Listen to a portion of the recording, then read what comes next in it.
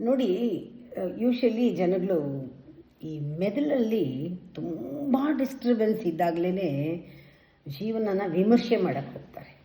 Disturb ಆಗಿದ್ದಾಗ ಕೆದಕಬಾರ್ದು, ಅಂಥವ್ರ ಜೊತೆಗೆ ಕೆದಕಿ ಮಾತಾಡಲೂಬಾರ್ದು.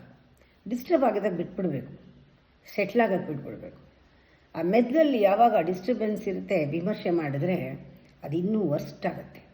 ದಯವಿಟ್ಟು ಮಾಡಬೇಡಿ. ಮೊದಲು ಎಮೋಷನ್ನ ಹತೋಟಿಗೆ ತರೋವರೆಗೂ ಏನೂ ಮಾಡಬೇಡಿ. ಎಮೋಷನ್ಸು ಹತೋಟಿಗೆ ಬಂದಮೇಲೆ ಹೈಯರ್ ಸ್ಟೇಟಲ್ಲಿ ನೀವು ಯೋಚಿಸಬಹುದು. ಅಲ್ಲಿವರೆಗೂ ನೀವು ಹೈಯರ್ ಲೆವೆಲಲ್ಲಿ ಯೋಚನೆ ಮಾಡೋಕ್ಕಾಗಲ್ಲ. ಅರ್ಥ ಆಯ್ತಾ? ಇವಾಗ ಫಸ್ಟು ನೀವೇನು ಮಾಡಬೇಕು, you have to overcome that emotion. ಆ ಎಮೋಷನ್ನ ಓವರ್ಕಮ್ ಮಾಡೋಕ್ಕೆ ಬಿಡಬೇಕು ಅವ್ರಿಗೆ. ಅದು ಓವರ್ಕಮ್ ಮಾಡಿದಾಗ ಏನಾಗುತ್ತೆ, ಅದರಲ್ಲಿ ಅವ್ರಿಗೆ ಉತ್ತರ ಸಿಕ್ಬಿಟ್ಟಿರುತ್ತೆ. ನೀವೇನು ಅವ್ರಿಗೆ ಅಡ್ವೈಸ್ ಮಾಡಬೇಕಾಗಿಲ್ಲ, ಉತ್ತರ ಆವಾಗಲೇ ಆ ಪ್ರಾಸೆಸ್ನಲ್ಲೇ ಸಿಕ್ಬಿಡುತ್ತೆ.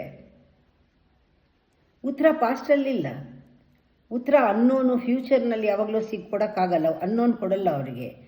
7 ದಿನ ಬಿಡಿ ಅವ್ರನ್ನ, ಅವ್ರ ಪಾಡ್ಗೆ ಅವ್ರನ್ನ ಬಿಡಿ, ನದಿ ದಾಟ್ತಾರೆ, ಉತ್ತರ ಸಿಗತ್ತೆ. ಯಾವತ್ತೂ ನಮಗೆ ನಾವೇ ಕಂಡುಕೊಂಡಿದ್ದು ಉತ್ತರ ಮಾತ್ರ ಅದು ಕೆಲಸ ಮಾಡೋದು, ಅದಕ್ಕೆ ಬೆಲೆ ಇರೋದು. ಯಾರೋ ಹೇಳಿದ್ದು ಉತ್ತರ ಅಲ್ಲ, ನಾವು ಕಂಡುಕೊಳ್ಬೇಕು. ಕಂಡುಕೊಡೋಕ್ಕೆ ಬಿಡಿ.